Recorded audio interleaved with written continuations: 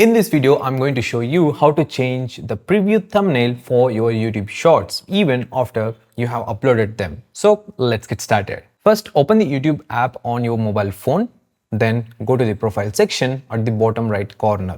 Here, scroll down and select the Your Videos option. You will now see a list of all your uploaded videos. At the top, tap on the Shorts tab to view only your short videos. To change the preview thumbnail for any uploaded short, tap on the three dots on the right side of the video and select Edit. This will take you to the edit page. Now tap on the edit icon at the top left corner.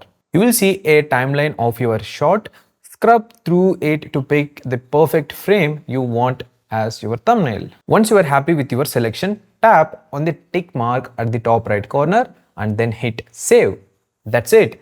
This is how you can easily change the shorts preview thumbnail on YouTube. If you found this tip helpful, make sure to like and share this video with others who might need it. And don't forget to subscribe to the channel for more useful insights about YouTube growth and video editing. Click on this video next to learn how to upload YouTube long form videos correctly without any errors plus some extra tips.